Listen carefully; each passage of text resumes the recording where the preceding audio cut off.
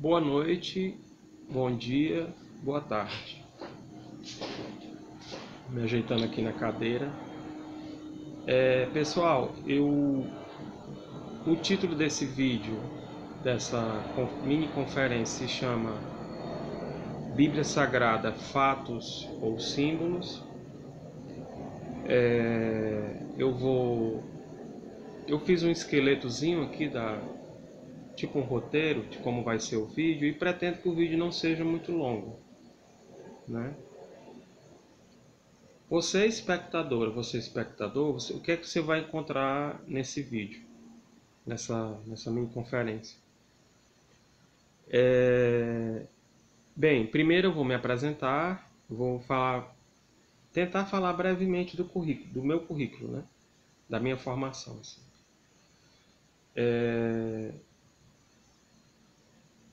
Eu sou graduado em Letras pela UFC, cursei 14 créditos de mestrado em Literatura Brasileira e cursei algumas disciplinas, matricular na modalidade como aluno especial do bacharelado em Ciências Sociais da UFC, algumas disciplinas mais diretamente relacionadas com o campo da religião, como Antropologia da Religião 1, tópicos especiais Antropologia 3, Religiões Contemporâneas, e outras que de maneira oblíqua contemplavam o universo das religiões, como tópicos especiais em Antropologia 2, Diários Etnográficos, um pouco da sociologia urbana, subjetividade e sociedade, e até a disciplina que eu fiz como ouvinte, às quartas-feiras, de antropologia da imagem, também o professor às vezes trabalhava o universo das religiões, a disciplina de antropologia da imagem, embora o foco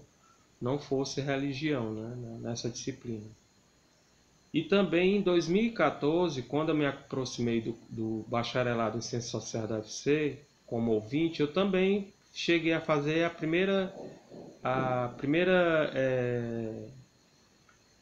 não me matriculei, eu fui ouvinte também da Antropologia 1, só que com outro professor, foi com o professor Marcelo Tavares Natividade, que é um professor que se dedica, ele é uma autoridade em igrejas inclusivas no Brasil, que são aquelas igrejas que aceitam homossexuais, né, e lésbicas no corpo eclesiástico, né, e travestis e trans. Ele se dedica a pesquisar isso. E também, quando eu fiz já matriculado mesmo, oficialmente, como aluno especial, já na antropologia da religião 1 e tópicos especiais em religiões contemporâneas 3, todas as duas foi ministrada pelo professor doutor Antônio Jorge Lopes Paulino. Bom, essa é a minha apresentação acadêmica no assunto. Eu não sou uma autoridade em teologia, porque eu não tenho formação em teologia, e nem sou uma autoridade em ciência da religião, porque eu não tenho um pós-doutorado em ciência da religião. Né? Para tanto, eu teria que ter feito um pós-doutorado, de preferência na Alemanha, como que é o que indica a maior autoridade em ciência da religião no Brasil, que é o professor doutor Frank Uzarski, que é um dos conselheiros, um dos pareceristas do periódico de estudos da religião chamado Rever Estudos da Religião. Não me lembro agora qual é a universidade que esse periódico é ligado. Não sei se é a USP, não sei se é a Unicamp ou a UFRJ. É uma dessas três, Universidade Federal.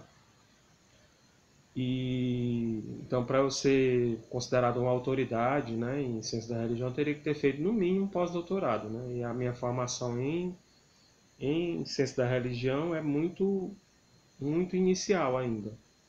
Foram, assim, acadêmica mesmo, basicamente essas duas, né? Antropologia da Religião 1 e tópicos especiais Antropologia da Religião 3. Aliás, tópicos especiais da Antropologia 3, Religiões Contemporâneas. Basicamente foi essa a minha formação.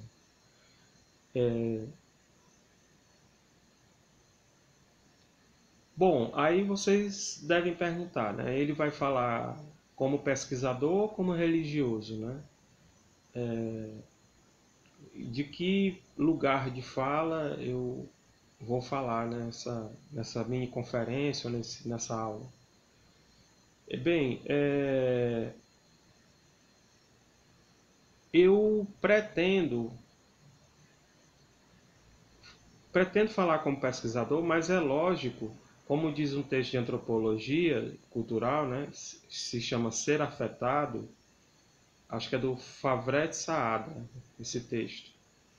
Ele diz que é muito difícil, quando você vai estudar no campo da antropologia, fazer pesquisa qualitativa e quantitativa, pesquisa de campo, é muito difícil você não ser afetado de alguma maneira pelo campo que você está pesquisando, né? Então, assim, eu estudo religiões desde de uma maneira, inicialmente de uma maneira amadora e não acadêmica, desde que eu me decepcionei com o ateísmo trotskista como explicação, modelo, sistema de explicação da realidade, que isso foi em 92, né? E outra, eu sou suburbano, eu moro aqui no subúrbio de Fortaleza, eu moro no João 23. Então é muito difícil uma pessoa do subúrbio, da periferia brasileira e principalmente nordestina, como é o caso aqui do Ceará, a pessoa não ser atravessada de alguma maneira pelas essas linhas de força cristã, né? É muito difícil. É muito raro na. Eu não posso dizer que é impossível, mas eu acho muito difícil haver na periferia, no subúrbio, alguma família de ateia ou agnóstica. Geralmente as famílias, né, principalmente aqui no Ceará, que é um estado de, de religião predominantemente católica, as pessoas terem formação cristã, né? E isso, de alguma maneira, me afetou na infância, né? No meu imaginário, aquela coisa, cuidado com o babau, e que inclusive essa história de babau até me faz explicar uma coisa, né? Que na periferia as pessoas não são rigorosamente católicas ou assembleanas ou presbiterianas ou espíritas kardecistas ou umbandistas ou candomblecistas. Na periferia, na verdade, as pessoas, o que há de comum entre elas é uma coisa meio porosa, meio difusa, que seria a religiosidade popular, né? Que é aquela coisa, é aquele aglomerado, aquela assemblagem de crenças formada pela cultura, pelas culturas de povos que povoaram o Brasil, né? O território brasileiro. No caso, os indígenas, que já estavam aqui com suas crenças, com a sua mundividência, os ibéricos, né, os portugueses, e mais tarde outros europeus que vieram para cá, também com crenças cristãs, os africanos, né, que vieram para cá escravizados e trazendo suas crenças, seus credos, sua mundividência, seus saberes, seus fazeres. E depois, um pouco mais tarde, já por volta do final do século XIX e início do século XX, os orientais, né, os asiáticos. Então tudo isso tornou a religiosidade popular, principalmente aqui no Nordeste, em que a presença asiática não é tão forte, não é tão considerável, a presença asiática que é mais recente, a presença que é maior mesmo é a ibérica, né, portuguesa, africana e de descendentes de africanos, né, de afrodescendentes e de indígenas, formou um caldeirão cultural que isso vai refletir, vai resvalar na forma de crer, né?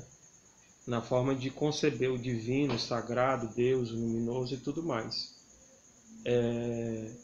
Tanto é que isso explicaria porque é que há católicos que acreditam, né, em feitiço, por exemplo. Isso para a Cúria Romana, para a Cúria Católica, né, para o Vaticano, para um teólogo mesmo, um cardeal católico, é inconcebível um católico se sentir ameaçado por um feitiço, né? Porque de antemão o católico seria protegido pela graça, né? Pela graça divina, pela graça de Deus, né? Então, seria impenetrável qualquer feitiço. Só que no universo do cotidiano, até nas igrejas neopentecostais, essa coisa meio porosa da penetração afrodescendente, do imaginário afrodescendente religioso dentro das religiões neopentecostais, isso se faz claro, né? Que as pessoas neopentecostais, elas se apropriam de elementos afro-brasileiros, só que os negando, né? Então isso mostra esse caldeirão cultural, né? Que alguns antigamente chamavam de sincretismo, de sincretização, e que hoje em dia, com o antropólogo Nestor Garcia Ganklin, se chama mais de hibridação, né? As hibridações culturais, né? Os hibridismos e tudo mais, as misturas, as mesclas, as interconexões, os intercâmbios, as interdependências. E espero eu que essa coisa meio porosa e difusa da cultura brasileira, né? Do ser brasileiro, que faz com que no metrô do Rio de Janeiro, num vagão tenha o vagão dos pagodeiros, no outro metrô o vagão dos evangélicos, e no outro metrô não, outro vagão, né, do trem, do metrô, o vagão dos evangélicos, e no outro vagão os pagodeiros evangélicos, né? Quer dizer, é isso, a hibridação, né? Bem, vamos continuar aqui o esqueleto do roteiro, né? Então é isso, gente. Então eu usei todo esse preâmbulo só para explicar, né? Que mas acabei não me posicionando, né? Você deve estar pensando, sim, mas qual é a tua religião mesmo? Tu é cristão? A minha posição em relação a isso é o seguinte: é que eu admiro Jesus, né? Jesus eu admiro, mas já em relação a Jesus Christos, né? Essa coisa meio institucionalizada, eu tenho um pouco de dificuldade de me reconhecer nela. Essa coisa da instituição, né? Em Jesus eu me reconheço, em Jesus Christos, essa coisa mais associada ao Vaticano, e um pouco mais tarde às igrejas reformadas tradicionais, eu tenho uma certa dificuldade de me sentir contemplado nisso, né? Eu me vejo muito mais contemplado no aspecto místico do cristianismo e não institucional. Eu me vejo muito mais contemplado em São João da Cruz e Santa Teresa de Ávila, em alguns poemas de São Francisco de Assis, ou até mesmo em algumas passagens, né, do Sermão da Montanha, do que propriamente em Joseph Ratzinger, né? O ex-papa Joseph Ratzinger. É isso. Acho que deu para ficar mais ou menos claro, né? Vamos lá.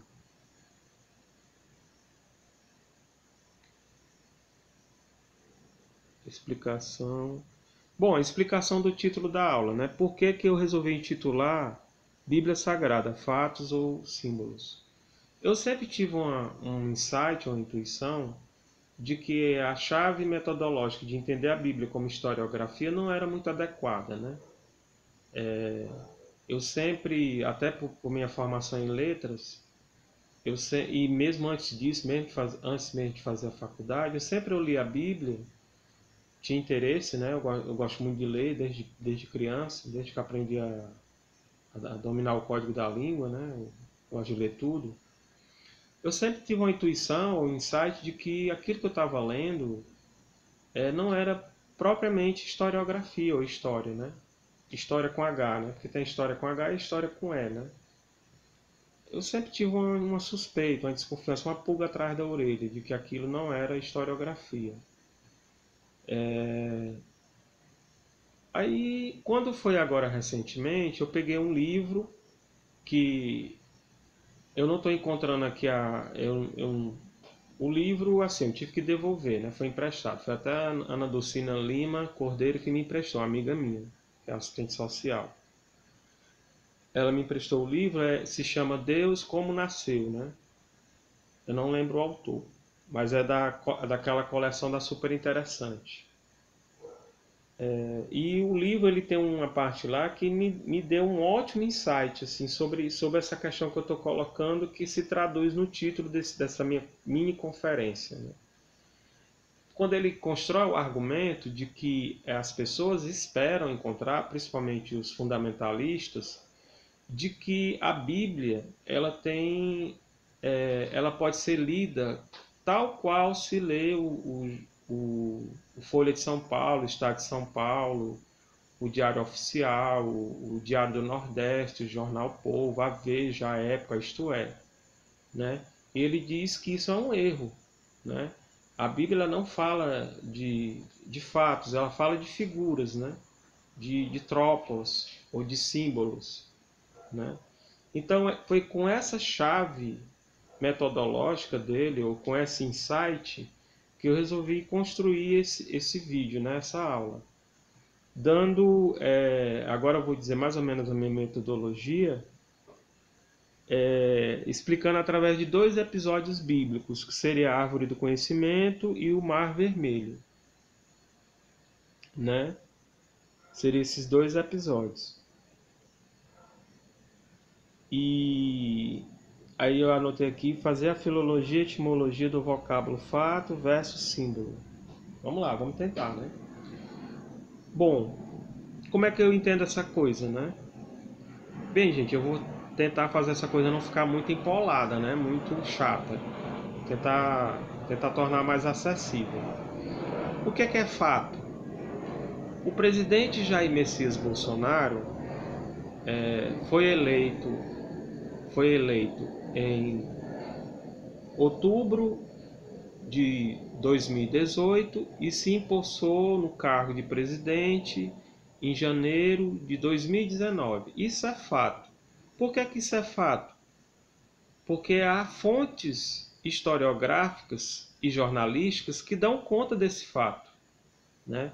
Isso foi matéria do Jornal da Globo, isso foi matéria do Jornal Nacional, isso foi matéria do Jornal Hoje, isso foi matéria do Folha de São Paulo, do Estado de São Paulo, do Diário do Nordeste, do Jornal Povo, da Folha da Tarde na Bahia e por aí vai, né?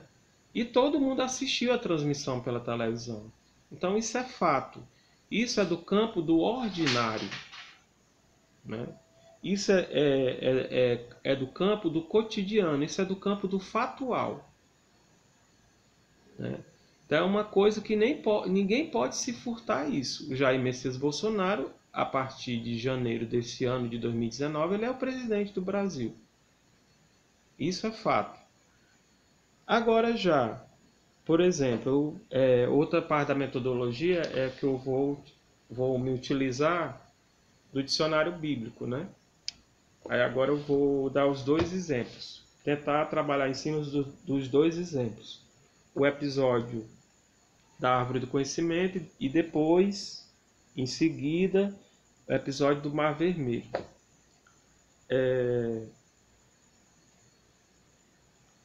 Pois bem, no episódio da Árvore do Conhecimento, aí eu li aqui no dicionário bíblico que tem assim: a Árvore do Conhecimento.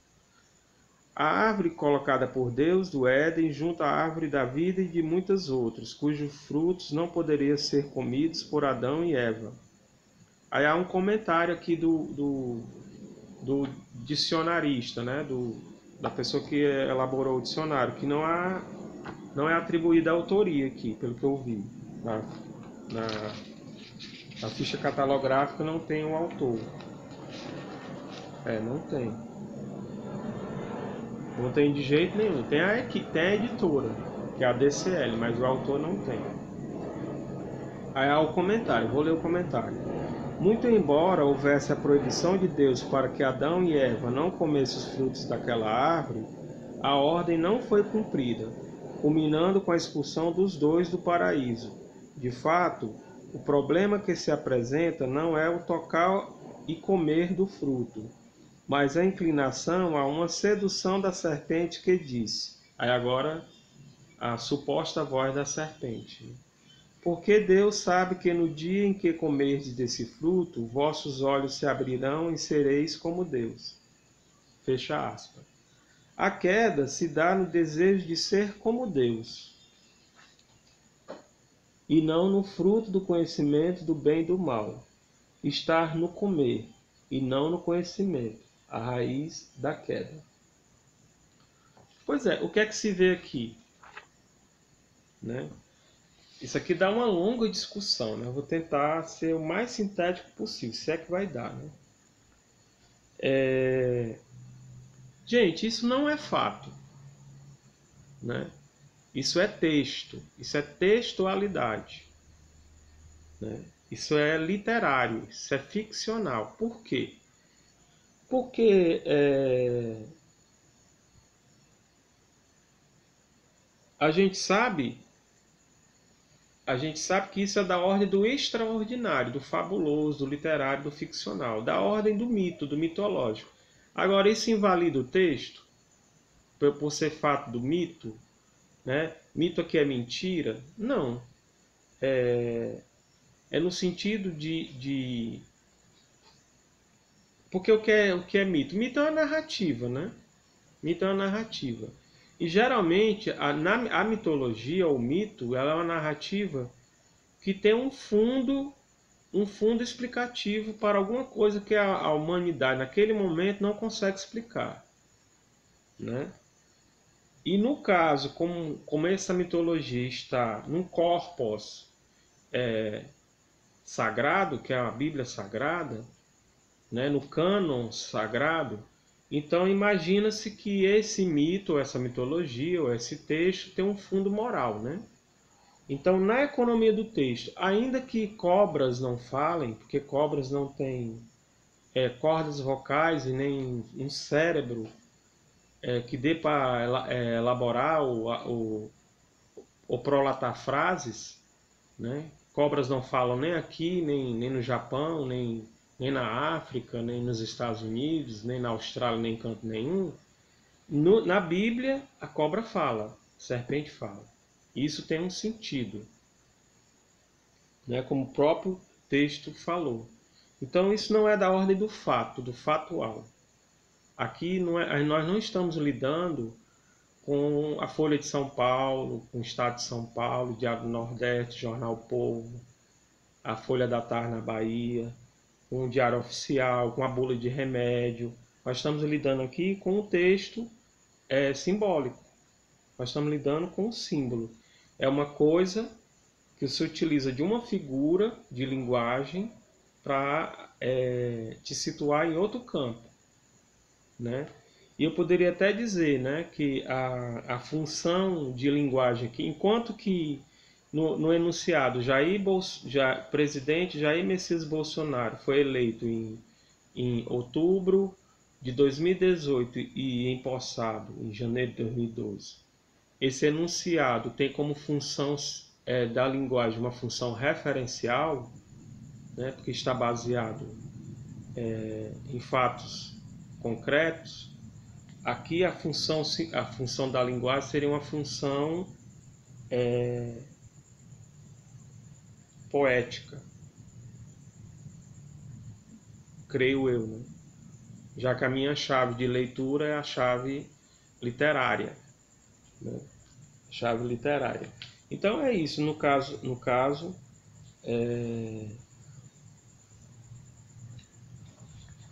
é isso, em relação à árvore do conhecimento, né? E outra coisa que eu poderia comentar, agora não me valendo tanto da teoria da literatura, mas sim de outro saber, de outra disciplina. Deixa eu ajeitar aqui, caiu um pouco o celular. Que é a antropologia mesmo, é a questão do tabu, né? O que é que se depreende dessa passagem da árvore do conhecimento? É o tabu, a questão do tabu, ou seja, aquela é a categoria da antropologia cultural. O tabu, aquilo que Não se pode mexer, não se pode falar, não se pode comer, né? É o tabu, é o proibido, né? Esse ser imaterial, incorpóreo, né? Yahvé, Javé, Jeová, o Senhor, o Altíssimo, o Eterno, Deus, né? Deus. Ele proibiu a, os seus dois filhos, Adão e Eva, de comer do fruto da árvore do conhecimento. E eles desobedeceram. Então, isso, na economia do texto, é um tabu, né? Então, ainda que a origem da espécie humana não tenha sido essa, um casal, né? Adão e Eva, feito de uma hora para outra, em 7 dias, e do barro, né? E pegou o barro e furou, fez 2 olhos, não sei o que, não sei o que. Na verdade, pela teoria evolucionista, né? Pela formulação evolucionista, foi de outra maneira, né? Nós, seres humanos, a nossa espécie hominídea, né? Antroponídea, nós temos 200 mil anos, né? Então foi um longo processo e, na verdade, não foi só um casal, a gente veio de outros seres primatas na escala, né? Então, assim, ainda que isso acabaria anulando o texto bíblico ou deslegitimando o texto bíblico por não mostrar a realidade dos fatos, porque isso é fato, né? Ignorar que houve uma seleção natural das espécies, como diz Charles Darwin, isso é analfabetismo científico. Negar isso, né? Negar desde o Australopithecus, que foi o primeiro que ficou bípede, né? Em pé, até nós, Homo sapiens sapiens, os bichões, né? O suprassumo da cadeia alimentar, é um analfabetismo científico. Mas isso invalida o texto, né? A própria economia do texto de mostrar um tabu, para quem tem essa chave de leitura da antropologia cultural, do tabu, ou seja, daquilo que foi proibido, de uma interdição que foi posta e que houve uma transgressão, né? Então não viabiliza, né? Não deslegitima, né? Vou tentar comentar outro episódio. É do Mar Vermelho, deixa eu ver aqui.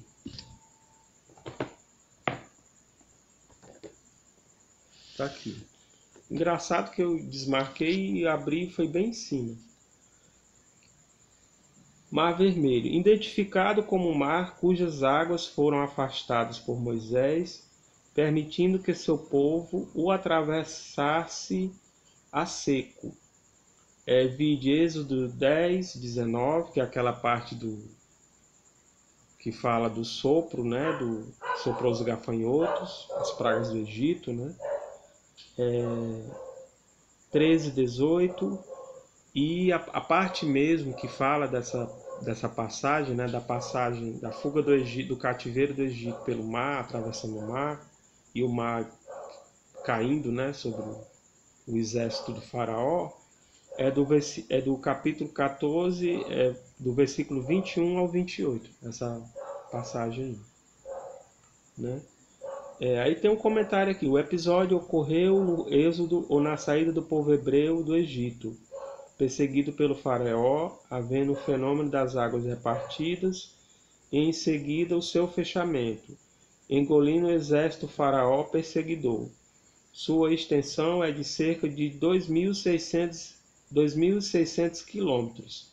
Separa o Egito da Península do Sinai e da Arábia, identificado também como Mar dos Juncos. Em hebraico, eu não sou fluente em hebraico, mas deve ser em suf, né? Não sei. Pois é, gente, aqui isso é da ordem do fato? Também não, né? Isso não é da ordem do factual, né? Porque sabemos que não faria sentido o Criador do Universo ele rasgar as leis naturais, né? E simplesmente anular para fazer o mar se abrir em dois e depois voltar, né, sobre o exército do faraó, isso teria que anular a lei da gravidade e a lei do volume, né? E se Deus começa a fazer isso, anular a lei da gravidade e a lei do volume, ou em outra passagem, né, quando Moisés pede o Rio Jordão para, como se fosse um videotape, né, faz assim, vrum, e para. E outras passagens, ou o sol, ou Josué pede que o sol pare, né, e essas coisas. Gente, isso não é da ordem do fatual, né? Isso não é da ordem do ordinário, do cotidiano. Isso é da ordem do extraordinário. Era nesse ponto que eu queria chegar. É da ordem do extraordinário. Todas essas passagens são símbolos. No caso especificamente dessa do Mar Vermelho, ainda que o Mar Vermelho realmente não tenha, nem nesse período, nem nessa época, né, por mais historiográficos que queiramos ser, tenha se aberto, né, e depois coberto um suposto exército do faraó, ainda que não tenha acontecido isso, mas isso na economia do texto tem um sentido simbólico, né, que é a questão, ou um sentido moral, que é a questão da superação, né, a superação e a emancipação do povo, já que dentro da tradição judaico-cristã existe uma proposta messiânica, né? Uma proposta de libertação, de emancipação, né? Então, cativeiro não combina, né, com salvação, né? Cativeiro é opressão. Então, é esse o sentido do texto, né? Não é que literalmente um mar, um belo dia, porque Moisés evocou Yahvé, o Jeová, o Senhor, se abriu e o povo passou e depois, de uma certa altura, o exército do faraó, quando estava dentro, o mar se recolheu e matou todo mundo, né? Isso não ocorreu, gente, né? Isso é uma figura, isso é um trópicos, isso é um símbolo, certo? Eu poderia entrar na etimologia da palavra símbolo, né, que é simbalém, o que junta, né? Ou diabolos, o que separa, mas aí a coisa ia ficar muito extensa, né?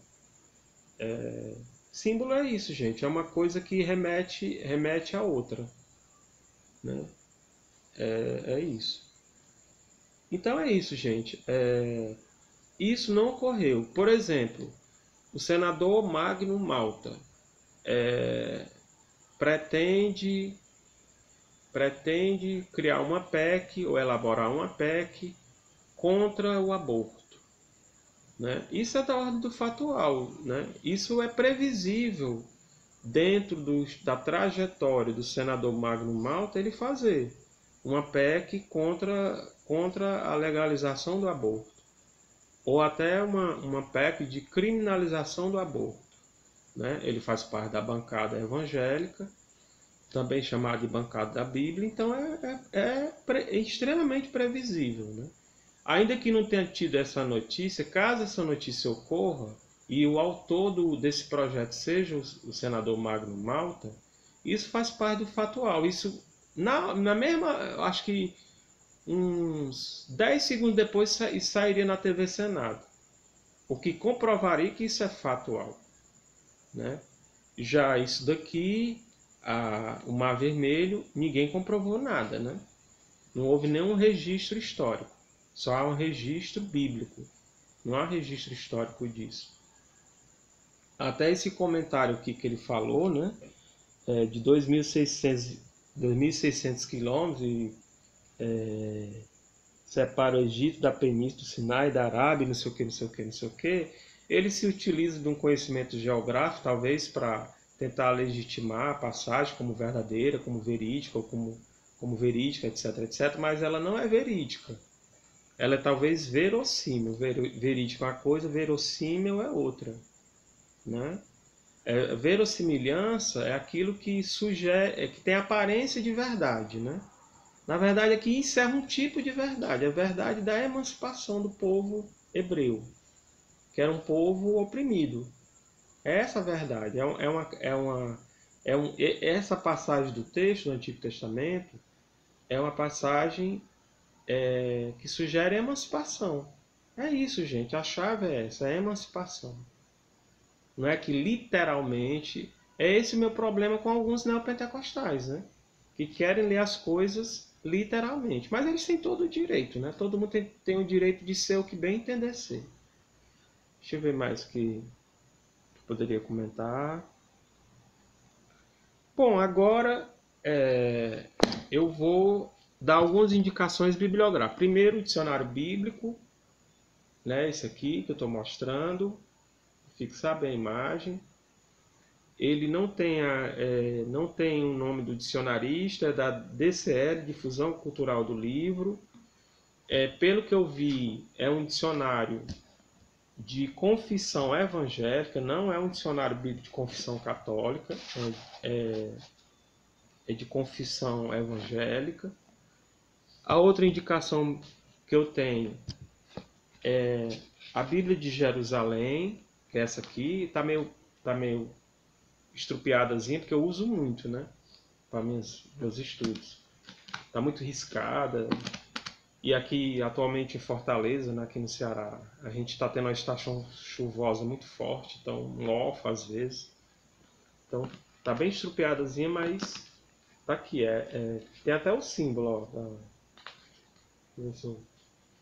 Aqui, ó, Bíblia Jerusalém. É uma Bíblia, é uma tradução da Bíblia de confissão católica muito criteriosa, né? A outra Bíblia que eu tenho, essa aqui, que é a Bíblia de Estudo Desafios de Todo Homem, né? Essa Bíblia, ela foi presente de uma amiga minha, que é da Assembleia de Deus, que é a Rosângela Oliveira, do Nascimento. E curiosamente, né, o que eu tenho para dizer sobre esse presente, porque foi um presente dela, né, ela que me deu. Ela me deu esse presente no dia do meu aniversário, né? Não foi ela que deu essa Bíblia especificamente. Ela perguntou, tu quer algum presente? E a gente estava dentro da casa da Bíblia, né? Que ela foi visitar, eu fui com ela. Aí eu disse assim, rapaz, eu queria uma Bíblia, tu pode me dar uma Bíblia? Uma Bíblia de estudo, porque Bíblia de estudo geralmente é mais cara, né? É diferente dessas Bíblias mais simples, mais simplificadas. Posso. Escolha aí qual. Ela até quis indicar alguns, mas aí eu olhei assim, aí me chamou a atenção essa, né? Bíblia de Estudo Desafios de Todo Homem. Aí eu fiquei pensando assim, interessante, uma Bíblia que deve mostrar, pelo que eu vi, aí eu folhei um pouco, eu fiz um scanning, um skim, como se diz em linguística textual, né? Fiz uma varredura assim.